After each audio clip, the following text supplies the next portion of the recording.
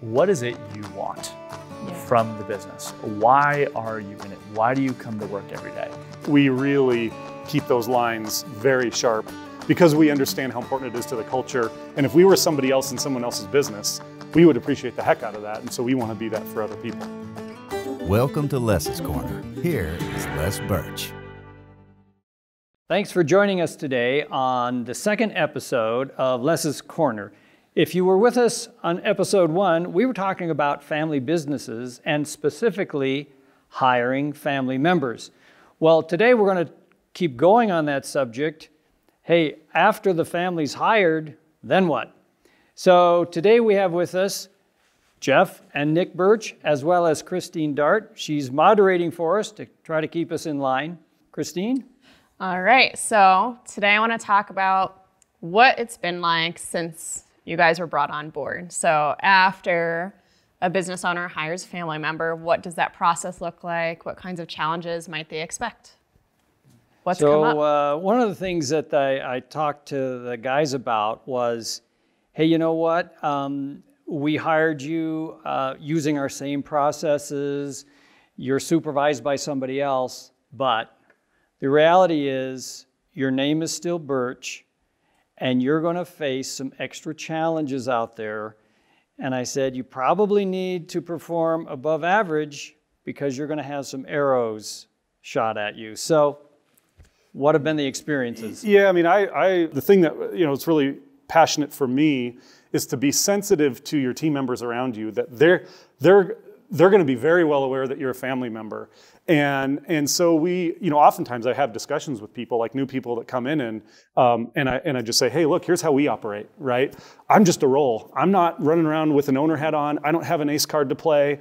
There is no such thing as that. That's not how we operate because we value every person in the company. And if we run around operating as owners in our roles, it would mean that they don't have the authority that they have in their roles. And so we really care about that, and so we're really open about how we operate, and we try to be very upfront with new team members as they come in. Yeah. Have you dealt with any perceptions of favoritism or something like that externally? Yeah, so whether you think you do or not, you do. And so I think that's one of the things that's interesting is you can come to work every day and you can do your best, and 99% of the time, I'm wearing the sales manager hat or whatever role I'm in hat. 1% of the time, the owner when I'm in a board meeting. But you do have to, you're in that kind of perception. It's like a river. You're in the perception of favoritism, whether you like it or not, And so you've got to go above and beyond to just stick to your role. 99% of the time, and let people know, and don't overstep your bounds. Don't pull any trump cards or that type of thing. So it's pretty simple in that regard, but there's always that perception of favoritism. So I think one of the things that's important that we did, and as me as the senior member of the family, bringing them in, was to structure things so that they could be the most successful. And one of the things we said was, look, if at all possible, I won't supervise you. You'll be supervised by someone else, and we have an agreement. You don't talk to me about the supervisor. I don't talk to you about the supervisor. You have your own relationship. And as Jeff said, we're not going to pull any cards on that from an ownership standpoint, so that we try to keep that relationship very clean. So the supervisor has the authority, and but at the end of the day, it's still pretty nervous on the supervisor, isn't it? Yep. And yeah. The other thing I would say too, and this is a learning, and we're in process. We're not perfect at this. The three of us are a little bit intense, I've been told. And when we get together, there's inside joke. We can kind of dominate the conversation, and we have done that, and we've gotten feedback that we have to scale back and make sure there's room for other people, because that's why there's other people on the team, because they have good opinions.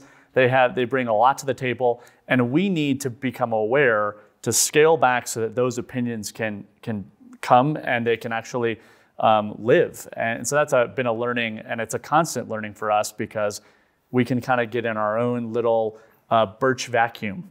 Yeah, and so we don't use family names at the business. So when we're inside the walls of Sashco in our roles, we don't use family names. We use each other's first names so that we just try to as much get that out of the culture of the, out of the hallways in a sense. And Nick said 99% of the time, we try to make it 99.999, where when we're inside Sashco, we are our role. We are not an owner. And we go offsite to have owner meetings, just again, to try to separate that challenge as much as possible from inside the walls. So. Well, and it's funny too, because the first year I was at Sashco, probably, I don't know how many times it was, but I spent the first year having to correct people. They'd be like, hey, I saw your dad over there. And I was like, who? You saw Les? Oh, that's who you're talking about. And so we had some fun with that. And I told people, like, hey, look, you don't talk about my dad, I don't talk about yours, okay?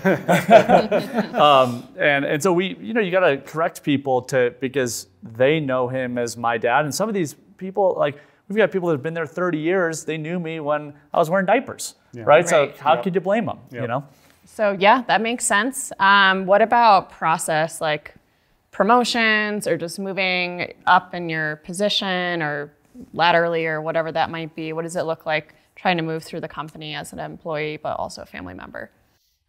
Yeah, it's just like anybody else. I mean, it really is. There is no master plan. There's no master planning. The roles that we've changed inside Sashco were organic, like any other, like a need came up or an opportunity or whatever, and so that's how we have changed roles inside Sashco. There hasn't been any, so it's through our supervisors, 100%. Yeah, and I've got I think the proof there is I've gotten multiple bad reviews, and that sucks, right? But look, like that, if you don't get a bad review in your career, your boss is probably not being honest with you, and so that makes me better, and I'm really thankful for the honest feedback, and for my boss, like, giving me the truth. Yeah, and I'm not sure I've ever told you guys this, but I've actually stepped in on occasion and protected them from reverse discrimination. So there are times when they should be chosen for something and people have not wanted to because they're part of the family. I'm saying, oh, wait a minute. They're afraid that they will look like there's favoritism. Well, if they're suited for that and they should go into that role, then you've got to do that too. I mean, the knife cuts both ways. So it's been interesting to navigate that we have tried to keep these lines so squeaky clean, and then more of the time, it's not us making the mistake. It's one of the members at Sashco either viewing us as family or imparting the ownership to a decision that doesn't belong there. So it's interesting to navigate. Yeah. It's been a little bit different than I thought it might be. Yeah, I mean, what I realized after a few years is that you really have to spend time, I don't want to say training, but talking about these things, like Nick said, kind of correcting people. It's like, no, we don't call him Dad, we call him Les, so that people really believe that you're living the way you say you are, right? And so it mostly, I mean, you say mistake, I mean, we haven't made a mistake. And I don't say that because, we're so great. It's just that's how important it is not to, right? We really keep those lines very sharp because we understand how important it is to the culture. And if we were somebody else in someone else's business, we would appreciate the heck out of that. And so we want to be that for other people. What would you say to somebody who's dealing with a family member that might be acting entitled or like they can't be fired, something like that? There are a lot of people in other family businesses. There are a lot of people that work at Sashco. And ultimately, we have to bring humility to the table. It's not about us. And that is a key factor. In Sashco, there's 100 other people that are depending on us thinking like owners, not protecting interests in the position. Sure. Yeah, well, we talked about last episode and keeping, being open-handed, and there's no expectation that we were ever going to join the business. You have to have the same open-handedness when you're in the business. And agree that, look, if there comes a point where it's not working anymore, we have to still be family, but the job thing may take a different path. And that doesn't mean that we're not family and we don't love each other. And so I think that open-handedness has to be both before and while and after, right? You are in the family business. Yeah, I think that's probably one of the most difficult challenges once a family gets itself into that mode of entitlement, and especially in a smaller firm, that can significantly block growth, and it discourages the other employees around.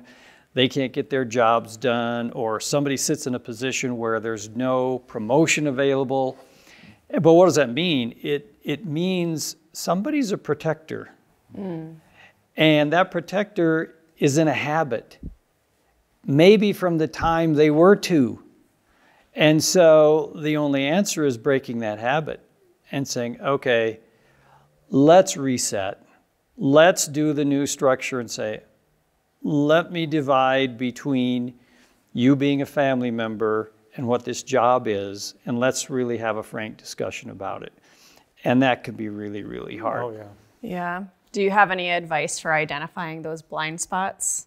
Maybe somebody doesn't necessarily realize that they're doing that, but there's obviously an issue going on. Is there any way to self-identify, like, oh, I'm kind of protecting my kid here, and maybe I'm not being fair to the business? Is there any way to determine that you're doing that? I would just say you have to proactively get feedback from those people, because they're blind spots. Yeah.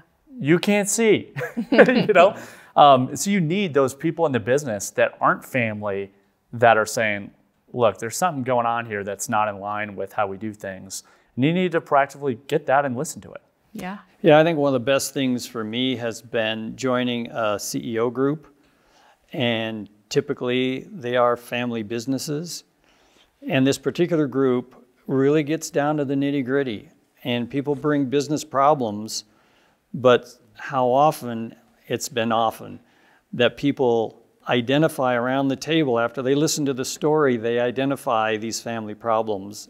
And we have the courage to face each other and saying, hey, really, Cousin Joe is your problem. Yeah. How are you going to face this? Right, and the evidence, if it's really bad, the evidence will be clear on the other team members. Again, if you are choosing to try to be open to the feedback, I think there will be a lot of unhappy people because they'll be frustrated with how things are performing, or that they can't get things done, or they can't depend on this person, have to do their work, right? There's going to be some evidence. And so I think having the humility and open-mindedness to just look around and seek it out. If you cannot manage conflict, and look, families, it's difficult, right? But if you can't stick through it to the end, and then it's probably not a good fit, because you will have conflict. That is the one certainty. You will have conflict. Can you work through it? Can you discuss through it through heated moments? And that's kind of a key recipe for success, with some little dashes of humility. Because maybe big dashes. Maybe big dashes. Yeah. Well, do you guys have any other advice for sorting through issues after people have been hired? Well, yeah, maintaining the legacy. Yeah, what you were saying kind of almost goes back a little bit to the beginning, but I think you have to maintain it as well, is making sure you have shared vision and values. And the values kind of speaks to the conflict that we just talked about. But the vision is, what do you want for the business or for yourself in the business? And so if you're starting out, or at any point you reach an impasse where there is no longer fundamentally a shared vision, then that's a point of discussion, right? You either choose not to partner as family in that because you have a different vision of what the business is supposed to do, or what you want from the business. And so that could happen while you're working in the business. Like, I think it should go here, I think it should go there, I want, and then, and because you might meet that point at some point when you're already partnered, plan for the end in the beginning. And so have an exit strategy, right? And we have a way to work through things. If one of us kind of wants out or wants something completely different, that that we can buy each other out. There's ways to handle those things. So I think, plan for the end and the beginning. It's something that Les is really passionate about. I think is really good foresight. Yeah, and syncing up on what is it you want from the business? Why are you in it? Why do you come to work every day? And I feel grateful that I think we're mostly on the same page. Sans, I don't want to get bald like him, but thank you very much. Appreciate it. But why are you in it? Is it about money? Is it about you? Do you want to build your ego? Do you? Is it about the team members? Is it about building a legacy? What is it about? And you've got to connect with that individually, but then you have to talk about that. And if you're misaligned, identifying those things, because those are landmines. They may not be now, but they will be. In a year or 2 years, there will be at some point when the rubber meets the road. I think it's a really good point that if your values, your vision of where the business is going, if that's not been articulated, written on paper, really it's time for the family and hopefully draft a few more key people from your business and just start creating those so you can get on the same page. Fantastic. So how about let's talk about expectations a little. So, maybe before you came on as an employee, you might have had a mental expectation of what things were going to be like. Is there anything you could say, is different in reality, or anything that changed over time, anything that surprised you? Yeah, so I remember I was in New York, and I was studying business valuation. I was valuing companies as a part of my degree, and these big companies were growing 10, 15% every year, like big companies. So I'm on the phone with Les, or Dad, but and I'm like, why aren't we growing 10% every single year? Like, come on, like this is like we're a pretty small business, like 10% on not a lot is not a lot, So and I was kind of giving him a hard time as to why things weren't going, and I think when I almost got fired, and he wasn't even working there yet. So when I got there, I also realized, there's things that we have solved and we have the right team in place, and there's some things there that had to take place. But growth is hard. And it was easy for me to take a pot shot from 2,000 miles away, how easy this was when I wasn't even in it. And so getting into the business, growth is hard. Every percent that you get, you're earning it. And so I think having an appreciation of that, and also an appreciation of what our role is in the business. So back here is our grandfather that we never met, and that he was only 4 when he passed away. He put in a foundation. He's been, and all the team members at Sashco have been putting bricks upon that foundation. And I view my role, as well as everyone at Sashco, we're putting another brick. Our job is to honor the past and honor all of those people that have built this business by putting another brick on, by building it a little bit more, a little bit better. There was a point where I realized that I don't feel like I deserve to be an owner, because I didn't do anything to get it. It was given. And I personally had to get to a point where I'm like, well, if I'm not going to be an owner, who is going to be, right? And so I had to kind of look past the fact that I didn't specifically earn the ownership stake I have in Sashco, because I didn't build it, right? I inherited it, and what a blessing that is. But that if you stay in that place, then I wasn't fulfilling my role as an owner in its full capacity, and so I had to make that mental shift. To be like, you know what, I'm going to do the best I can to add value, right? As an owner, and obviously in my role at Sashco. So that was something that I came in not even really knowing I had that expectation, and having to kind of process through that a little bit. Yeah. One of the things I realized is in hiring your kids, because you are hiring your kids, I realized mentally, okay, they probably don't know everything about this job. There's some growth to be had, even though they bring a lot of skills in, and they did bring a lot of skills in. But then the reality sets in that, as Nick mentioned, he had some bad reviews. I know Jeff had some glitches that he needed to work through. And so there's this patience you have to have, because fathers can be one of two ways. A parent can be really tough on their kids or way too easy. And I learned that you have to have patience and to allow them to grow. And especially valuable was the fact that I did insulate myself, that they were supervised by other people. And that was lucky. We had enough people that we could do that. If you're in a smaller company, you don't have that capability or that opportunity. But I would say hold the line, but also give them patience. They need to grow like anybody else. Yeah. Well, thank you all for sharing all of your wisdom that you've gotten through hard-earned experience that hopefully can help some of our viewers know how to tackle some of these challenges as they may arise throughout their businesses. And yeah, this was fantastic. Thank you so much. All right. Thanks, Christine, for being our moderator today.